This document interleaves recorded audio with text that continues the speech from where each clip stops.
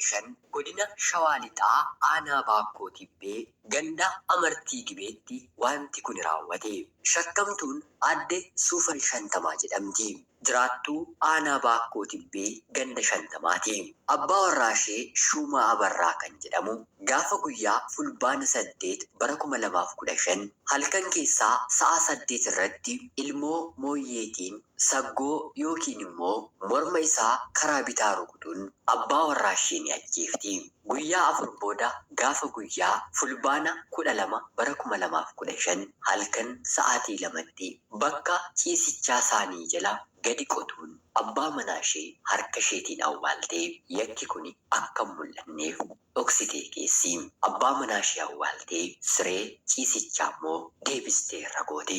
Kanaan booddee namoota naannoo isheetti abbaan manaan kun badee argitaniittuu jettee gaggaafachuu iyyaafachuu ni jalqabdi.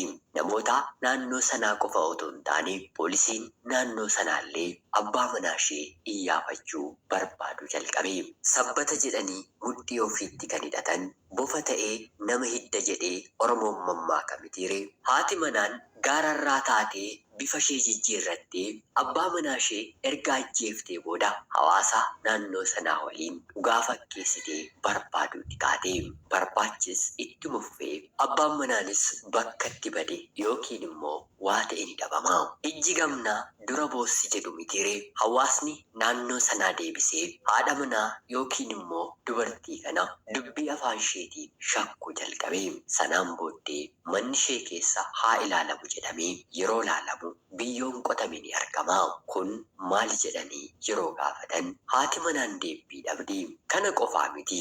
Balleessaa kana akka raawwatte fuulli ishee sodaan ishee guutummaa guutuutti waan beeksisuuf shakkiidhaan poolisii fi hawaasni naannoo sanaa awwaalcha kana amma dafiitii qotii abbaa manaa kee baasi jedhanii irratti ka'anii. Haati manaan kunis abbaan manaan ishee du'ee guyyaa 10 booda gaafa guyyaa fulbaana 18 bara 2015 bakka hawaasnii fi qaamni poolisii jirutti reeffa abbaa warraa ishee boolla qottee baaste.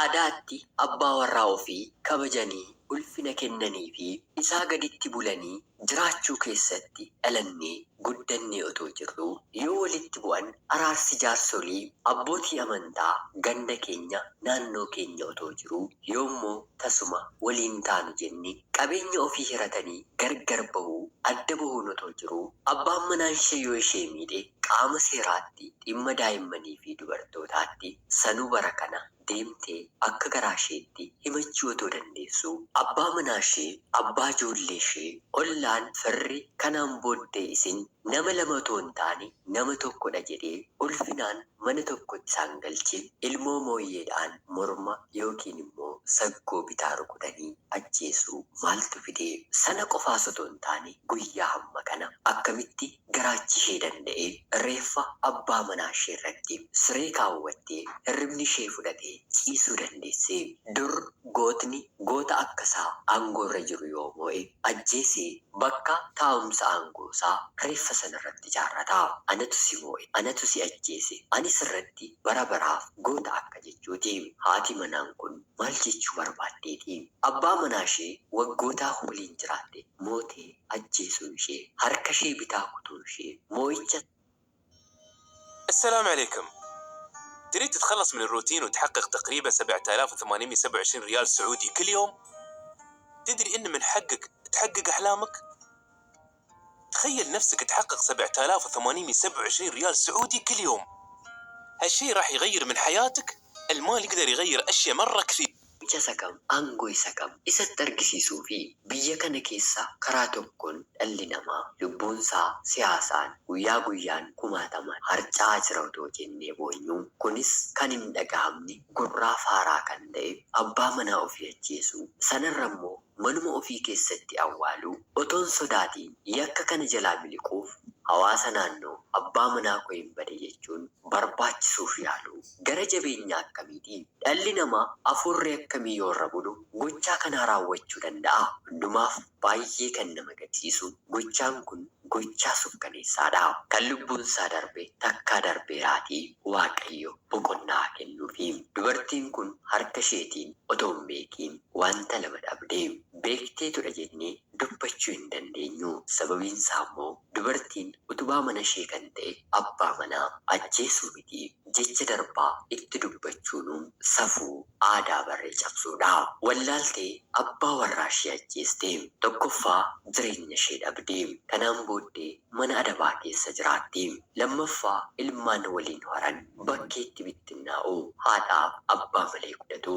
Ofiis sammuu nagaatiin abbaa manaa ishee ajjeestee kanaan booddee jireenya dhala namaa waliin amanamtee jiraattu hin qabdu. Odeeffannoon mana murtii yoo naga'e dubbii kana isiniif hin gabaasaa. Amma qabamtee to'annoo jala mana adabaa jirti. Barri nuti keessa jirru kun bara baay'ee ulfaataa. Haati manaan abbaa manaa irratti garaa jabaatte. Abbaan ijoollee isaa jibee namni dur dhaabbiitiin kan fannifamu amma garuu gadi galagalchanii kan fannifaman bara hamaa bara gadi galagalaa keessa jirra. Gochaawwan hammeenyaa bor nurratti akka raawwanne harki keenya akka raawwanne wabii hin qabnu. Yaa Rabbii gochaa akkanaa hammeenyarraa nu eegi.